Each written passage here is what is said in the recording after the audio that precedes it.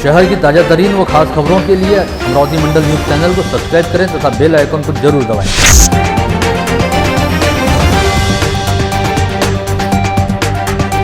नमस्कार, दैनिक अमरावती मंडल के मंडल news bulletin में आप सभी का स्वागत है। आइए पेश करते हैं आज की कुछ खास खबरें।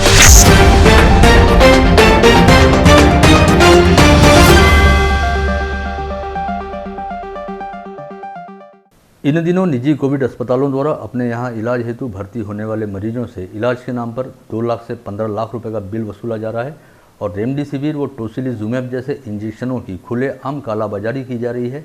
इस आशय का आरोप लगाते हुए अमरावती जिले की सांसद नवनीत राणा ने लोकसभा में केंद्रीय स्वास्थ्य मंत्री डॉक्टर हर्षवर्धन को बताया कि एक समय में वे खुद अपने परिवार सहित कोविड संक्रमण की चपेट में आई थी, तब वे भी निजी अस्पतालों की इस आर्थिक लूट का शिकार हुई थी।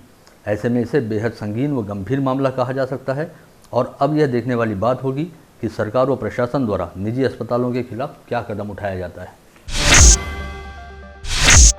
पिछले 8-10 माह से ग्रामीण पुलिस विभाग द्वारा सरकारी वाहनों में भराए जाने वाले पेट्रोल व डीजल का भुगतान नहीं किया गया। ऐसे में अब पेट्रोल पंप संचालकों ने ग्रामीण पुलिस के सरकारी वाहनों को पेट्रोल व डीजल देना बंद कर दिया है, जिसकी वजह से जिले के कई ग्रामीण पुलिस स्टेशनों में सरकारी वाहन अब एक ही स्थान पर खड़े हैं और वाहनों के अभाव में पुलिस को अपना कामकाज करने में अच्छी खासी दिक्कतों का सामना करना पड़ रहा है। अमरावती जिला ग्रामीण पुलिस विभाग अंतर्गत 31 पुलिस थाने आते हैं और इस समय लगभग सभी पुलिस थानों के अधिकांश सरकारी वाहन अपनी अपनी जगह पर ही खड़े हैं। पुराना बकाया अदा नहीं करने की वजह से पेट्रोल पंप संचालकों द्वारा पेट्रोल व डीजल नहीं दिया जा रहा। ऐसे में ग्रामीण इलाकों में पुलिस की गश्त लगभग बंद पड़ी है और बेहद जरूरी कामों के लिए सरकारी वाहन निकालते हुए आवश्यकता के अनुसार डीजल भराया जा रहा है। इसमें भी कई बार पुलिस कर्मचारियों को डीजल भरने हेतु अपनी जेब का पैसा खर्च करना पड़ता है। इस बारे में ग्रामीण पुलिस अधीक्षक डॉक्टर हरि बालाजी एन से संपर्क किए जाने पर उन्होंने यह बात स्वीकार की कि ग्रामीण पुलिस महकमे को पेट्रोल व डीजल की किल्लत का सामना करना पड़ रहा है। उन्हें गृह विभाग की ओर से दिसंबर माह तक के बकाये का भुगतान करने हेतु रकम प्राप्त हो चुकी है, जिससे कुछ पेट्रोल पंप संचालकों को भुगतान भी किया जा चुका है। उन्होंने यह भी कहा कि इन दिनों गश्त को पूरी तरह से बंद नहीं किया गया, बल्कि गश्त का प्रमाण घटाया जरूर गया है। नाही, पेट्रोलिंग आधीपेक्षा आता थोडासा आपण कसं आहे, आधी रुटीनली आपल्याकडे पेट्रोल डिझेलचं बिल येत होता, पण आता कोरोना पण वाढलेला आहे, कोरोनाचं पण पेट्रोलिंग करायचं आहे आणि क्राईमसुद्धा वाढलेला आहे आणि दोन्हीच्या आपण पेट्रोलिंग करायचं म्हणजे ते डिझेल जे पुरवतात त्यांचं प्रत्येक महिना द्यावं लागतील आणि त्यांना आपण दिले नाही तर ते गाडीचा म्हणजे पेट्रोल देत नाही आहे। आपल्या आता डिसेंबरपर्यंत थोडासा बिल क्लिअर झालेला आहे। थोडासा इश्यू आहे, आपल्या जिल्ह्यासाठी नाही सगळ्यांसाठी हे इश्यू आहे। सर याचं काही नुकसान तर नाही होणार ना गाड्या उभे राहिल्या तर? नाही, गाडीचं नुकसान होणार नाही। गाडी उभे राहणार म्हणजे गाडी उभे राहणार नाही, म्हणजे आपण जितकी पेट्रोलिंग फ्रीक्वेंसी आधी होता तो आता कमी केलेला आहे आपण। 2 दिन पहले शहर के पंचवटी चौराहे पर एमपीएससी परीक्षा की तैयारी कर रहे छात्रों द्वारा जमकर नारेबाजी व प्रदर्शन किया गया था। इन छात्रों को जानकारी मिली थी कि 14 मार्च को होने वाली एमपीएससी की परीक्षा को एक बार फिर स्थगित किया गया है। एक ही वर्ष में लगातार 5वीं बार एमपीएससी की परीक्षा स्थगित होने से छात्रों का गुस्सा फूट पड़ा था। वहीं गाड़गीनगर थाना पुलिस द्वारा आंदोलनकारी छात्रों को तितर बितर करने हेतु सौम्य बल प्रयोग भी किया था। पश्चात पूर्व कृषि मंत्री व भाजपा नेता डॉक्टर अनिल बोंडे भी भारतीय जनता युवा मोर्चा पदाधिकारियों के साथ मौके पर पहुंचे और उनकी पुलिस के साथ जमकर हुज्जतबाजी हुई थी, जिसमें डॉक्टर बोंडे ने पुलिस अधिकारियों के लिए निचले स्तर के अपशब्दों का प्रयोग किया था। साथ ही आंदोलनकारी छात्रों को उकसाते हुए पुलिस द्वारा डिटेन किए गए आंदोलनकारियों को छुड़ाने का प्रयास भी किया था। ऐसे में अब गाड़गीनगर थाना पुलिस ने डॉक्टर अनिल बोंडे सहित भाजपा की जिलाध्यक्ष निवेदिता चौधरी, मनपा पार्षद प्रणीत सोनी, जिला परिषद सदस्य प्रवीण तायडे सहित भाजपा युवा पदाधिकारी बादल कुलकर्णी के खिलाफ बेहद गंभीर धाराओं के तहत अपराध दर्ज किया है। महाराष्ट्र लोक सेवा आयोग द्वारा ली जाने वाली परीक्षा की तारीख एक बार फिर बदले जाने की वजह से गुरुवार को समूचे राज्य में विद्यार्थियों ने संतप्त होकर सड़क पर उतरकर आंदोलन किया और सरकार के खिलाफ जमकर नारेबाजी की। इन विद्यार्थियों का कहना है कि समय पर परीक्षा नहीं लेना और परीक्षा परिणाम को अटका कर रखना अब यह एक तरह एमपीएससी की परंपरा बन गई है। साथ ही परीक्षा में सफल होने वाले परीक्षार्थियों को भी लंबे समय तक नियुक्ति नहीं दी जाती, जिससे अब विद्यार्थियों में एमपीएससी को लेकर जबरदस्त रोष व संताप की लहर देखी जा रही है। पता चला है कि इस समय एमपीएससी का कामकाज केवल एक अध्यक्ष व सदस्य के जरिए चल रहा है और 4 सदस्यों के पद रिक्त हैं। ऐसे में केवल अध्यक्ष व एक सदस्य को ही सभी उत्तीर्ण परीक्षार्थियों के साक्षात्कार लेने पड़ रहे हैं, जिसकी वजह से साक्षात्कार एवं परीक्षा के अंतिम परिणाम का काम काफ़ी सुस्त गति से चल रहा है। वहीं जानकारी यह भी मिली है कि आगामी आगामी 21 मार्च को होने वाली एमपीएससी परीक्षा के लिए करीब 2.5 लाख विद्यार्थियों ने आवेदन किया है और यह परीक्षा केवल 200 पदों के लिए ही हो रही है, यानी 1% से भी कम विद्यार्थियों का ही तमाम चरण पार करने के बाद सरकारी नौकरी के लिए चयन होगा। लेकिन उन्हें नियुक्ति कब मिलेगी यह अभी तय नहीं है, क्योंकि फिलहाल पिछली बैच के ही चयनित अभ्यर्थियों को नियुक्ति नहीं मिली है। मध्य रेल की ओर से 13 व 14 मार्च की मध्यरात्रि में कल्याण सारा रेलवे ट्रैक पर ट्रैफिक एंड पावर ब्लॉक करने की घोषणा की गई थी, ताकि इस रेलवे ट्रैक पर कुछ कामों को पूर्ण करने के साथ ही कुछ तकनीकी दिक्कतों को हटाया जा सके। लेकिन अब कुछ अपरिहार्य कारणों के चलते इस मेगा ब्लॉक को रद्द कर दिया गया है। हालांकि शहड स्टेशन पर रोड क्रेन के जरिए एफओबी गर्डरों को लॉन्च करने के लिए रात 2 से 4:30 बजे तक ब्लॉक परिचालित किया जाएगा। इस ब्लॉक के कारण ब्लॉक पूरा होने तक अपविशेष ट्रेनों का रेगुलेशन किया जाएगा। स्थानीय जिलाधीश कार्यालय के सभागार में कोविड प्रतिबंधात्मक उपाय योजनाओं की समीक्षा करने हेतु जिला पालक मंत्री यशोमती ठाकुर की अध्यक्षता में एक समीक्षा बैठक आयोजित की गई थी, जिसमें पालक मंत्री यशोमती ठाकुर ने कहा कि विगत 1 वर्ष से जारी कोरोना संक्रमण से निपटने में लगे स्वास्थ्य प्रशासन को इन दिनों काफ़ी समस्याओं व दिक्कतों का सामना करना पड़ रहा है। ऐसे में अब यह बेहद जरूरी है कि इस संदर्भ में आवश्यक अध्ययन करते हुए कोविड संक्रमण को नियंत्रित करने हेतु प्रभावी और स्थायी व्यवस्थाएं उपलब्ध हों, ताकि जल्द से जल्द इस बीमारी पर पूरी तरह से नियंत्रण पाया जा सके। विगत 1 मार्च से अमरावती संभाग में कोविड टीकाकरण अभियान का तीसरा चरण शुरू करते हुए 60 वर्ष से अधिक आयु वाले बुजुर्गों एवं 45 वर्ष से अधिक आयु वाले बीमार लोगों को कोविड प्रतिबंधात्मक टीका लगाए जाने का काम शुरू किया गया, जिससे समूचे संभाग में बेहद शानदार प्रतिसाद मिल रहा है। अब तक तय किए गए लक्ष्य की तुलना में समूचे संभाग में औसतन 110.82% टीकाकरण हो चुका है। इसमें बुल्ढाना जिले में सर्वाधिक 401.38 व वाशिम जिले में सबसे कम 53.11% टीकाकरण हुआ है। वहीं संभागीय मुख्यालय रहने वाले अमरावती जिले में 127% के आसपास टीकाकरण किया जा चुका है। इन दिनों प्राधान्य सूची में शामिल कोरोना योद्धाओं, 60 वर्ष से अधिक आयु वाले बुजुर्गों तथा 45 वर्ष से अधिक आयु वाले बीमार लोगों को कोविड का प्रतिबंधात्मक टीका लगाया जा रहा है। टीकाकरण केंद्रों पर नागरिकों की बेवजह भीड़भाड़ न हो, इस उद्देश्य से जिला परिषद के स्वास्थ्य विभाग द्वारा सीओ अमोल येड़गे के मार्गदर्शन में जिले के 59 में से 19 प्राथमिक स्वास्थ्य केंद्रों पर बुधवार 10 मार्च से कोविड टीकाकरण की सुविधा उपलब्ध कराई गई है। वहीं अन्य प्राथमिक स्वास्थ्य केंद्रों पर आगामी मंगलवार से टीकाकरण का काम शुरू किया जाएगा।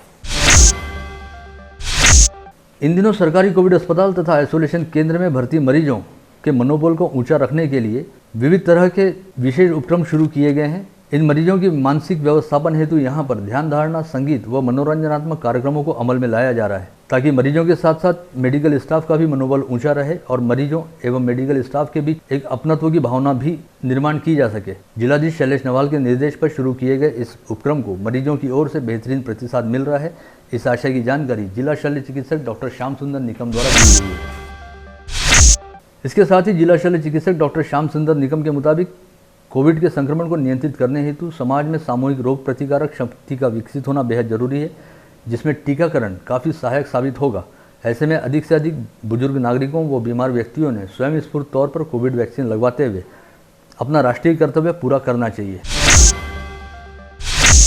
इन दिनों कोविड वायरस का संक्रमण बड़ी तेज रफ्तार के साथ फैल रहा है। ऐसे में प्रशासन द्वारा इस संक्रमण से बचने हेतु सभी लोगों को अपने चेहरे पर मास्क लगाने के लिए कहा गया है। साथ ही इस नियम का लोग बाग कड़ाई से पालन कर रहे हैं अथवा नहीं, इस पर नज़र रखने हेतु शहर के विभिन्न चौक चौराहों पर पुलिस कर्मियों की तैनाती भी की गई है। लेकिन इसके बावजूद भी लोग बाग नियमों को मानने और सुधरने को तैयार नहीं हैं और शहर की सड़कों पर बिना मास्क लगाए ही घूमते हैं। लेकिन सामने पुलिस दिखाई देने पर मास्क लगाने की दिखावटी खानापूर्ति जरूर करते हैं। ऐसे में कहा जा सकता है कि अमरावती के लोगों को कोरोना से डर नहीं लगता, लेकिन वे पुलिस से जरूर डरते हैं। शनिवार 13 मार्च को अमरावती जिले में कोरोना के 383 नए संक्रमित मरीज पाए गए। इसके साथ ही कोविड संक्रमितों की संख्या बढ़कर 42,114 पर जा पहुंची। शनिवार को 24 घंटों के दौरान 7 कोरोना संक्रमितों की मौत होने की जानकारी सामने आई है और जिले में कोरोना मृतकों की संख्या बढ़कर अब 593 पर जा पहुंची। इसके अलावा जिले के कोविड अस्पतालों से शनिवार को 665 मरीजों को कोविड मुक्त हो जाने के चलते डिस्चार्ज दिया गया। जिले में अब तक कुल 36,478 मरीज कोविड मुक्त हो चुके हैं। साथ ही इस समय कुल एक्टिव पॉजिटिव मरीजों की संख्या 5,043 है, जिसमें से 1,093 मरीज कोविड अस्पतालों में भर्ती हैं। साथ ही मनपा क्षेत्र में 2,207 और ग्रामीण क्षेत्रों में 1,743 मरीज होम आइसोलेशन में रखे गए हैं।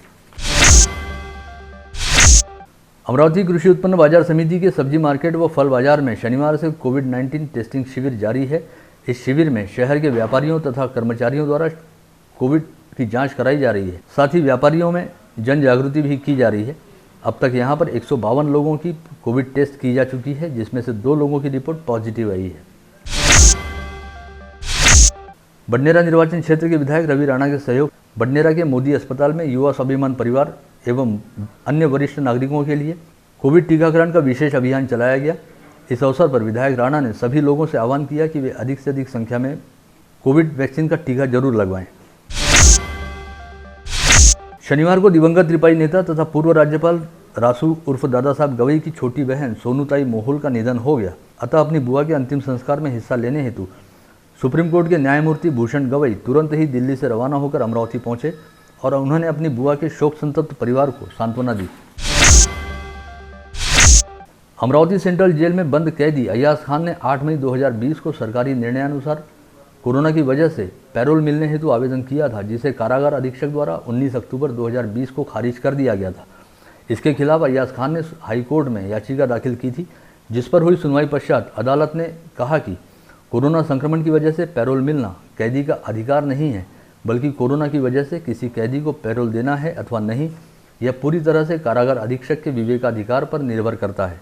यह निर्णय मुंबई उच्च न्यायालय की नागपुर खंडपीठ के न्यायमूर्ति सुनील शुक्रे व न्यायमूर्ति अविनाश घारोटे द्वारा दिया गया।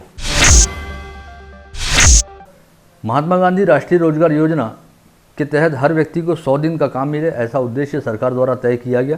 लेकिन इस उद्देश्य को खुद सरकारी अधिकारियों द्वारा कैसे तिलांजलि दी जाती है, इसका एक ताज़ा उदाहरण सबूतों के साथ सामने आया, जब राजा येवले नामक कार्यकर्ता द्वारा सूचना अधिकार के तहत जुटाई गई जानकारी के अनुसार चिखलदरा से घटांग रोड तथा बोरी गांव से घटांग फाटे तक के बीच किए गए कामों का पिछले 1 साल का मस्तर मांगा गया।